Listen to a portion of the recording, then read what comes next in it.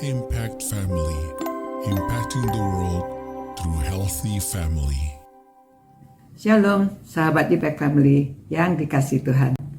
Saudara-saudara, kita mempelajari bagaimana orang-orang berdoa dan banyak sekali doa-doa yang ditulis di dalam Alkitab. Ada baiknya jikalau kita melihat bagaimana mereka berdoa pada situasi apa, ya, supaya kita juga belajar pada waktu kita diminta berdoa. Kita belajar dari Alkitab, ya, cara orang-orang berdoa. Ya, kita menggunakan bahasa kita sendiri, namun mengapa saya berikan supaya kita merenungkan macam-macam doa yang dinaikkan oleh nabi-nabi, oleh raja-raja, oleh rasul, oleh Tuhan Yesus sendiri, ya.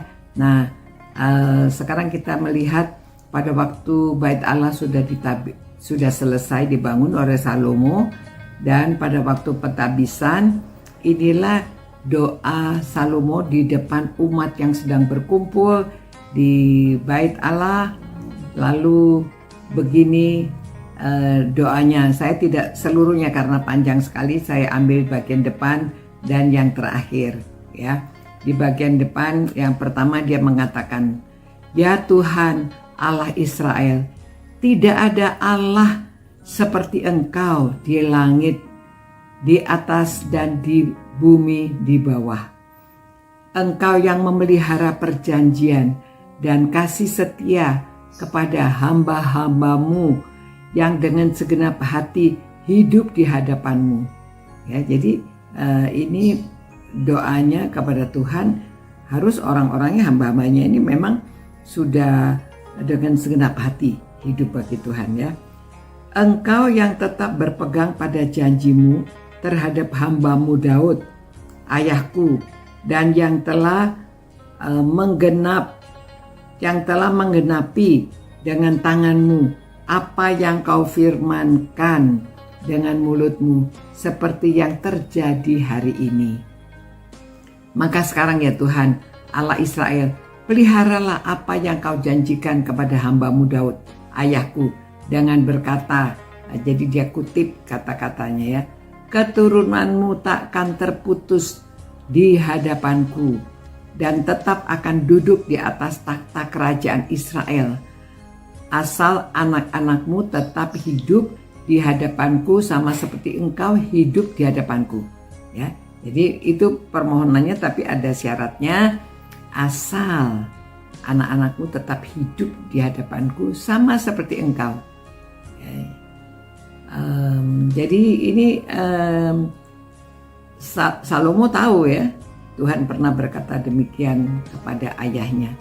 Maka sekarang, ya Allah Israel, biarlah kiranya menjadi nyata keteguhan janji yang telah kau ucapkan kepada hambamu Daud ayahku. Tetapi benarkah Allah hendak diam di atas bumi? Sesungguhnya langit, bahkan langit yang mengatasi segala langit pun tidak dapat memuat engkau, terlebih lagi rumah yang kudirikan ini.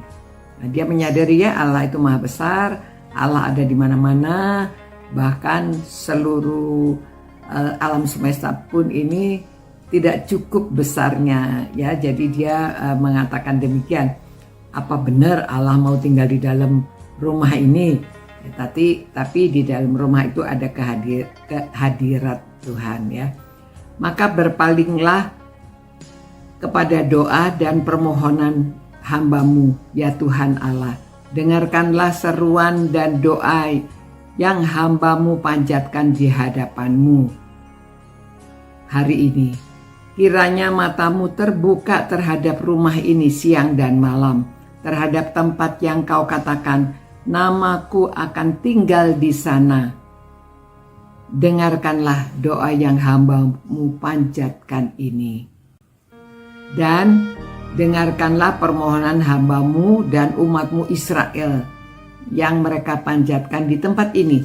Bahkan engkau juga yang mendengarkan di tempat kediamanmu di sorga. Dan apabila engkau mendengarnya, maka engkau akan mengampuni, ya.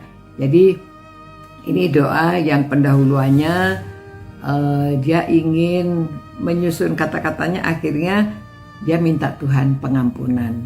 Nah, lalu ayat-ayat berikutnya dia menjelaskan macam-macam hal supaya Tuhan mengampuni.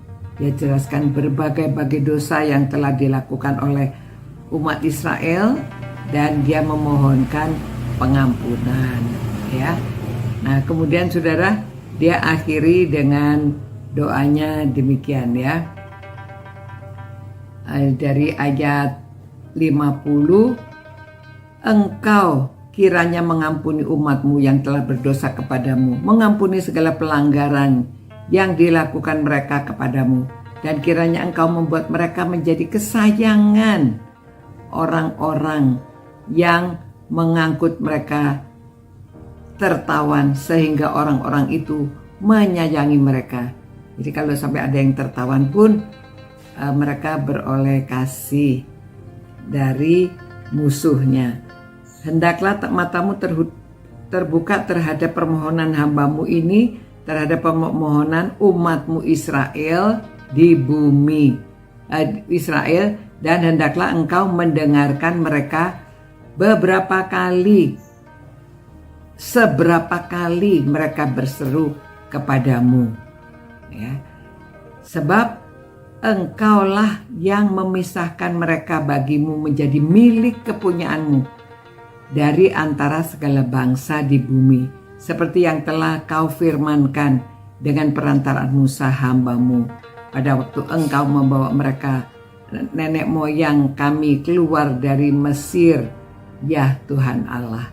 Ya, jadi dia menguasai juga, dia mengetahui kehidupan bangsanya, dia juga mengetahui sejarahnya, ya.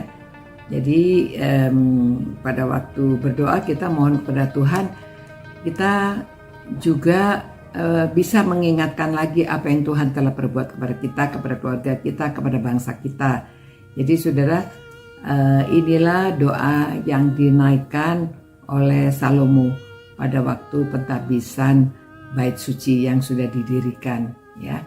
Jadi kita juga belajar bagaimana kita berdoa pada waktu suatu saat kita diminta doa, jadi kita bisa meneladani doa-doa yang dinaikkan ini.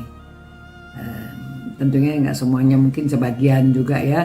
Ya, semuanya juga tidak apa-apa kalau saudara bisa menghafalkannya, ya.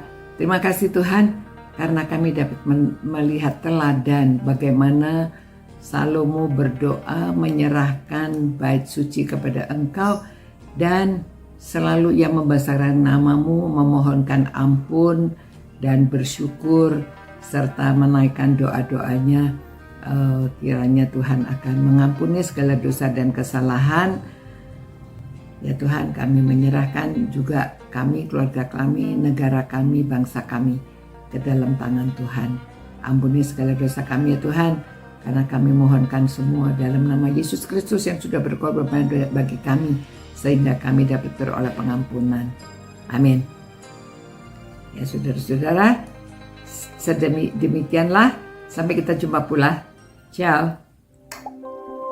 Impact Family, impacting the world through healthy family.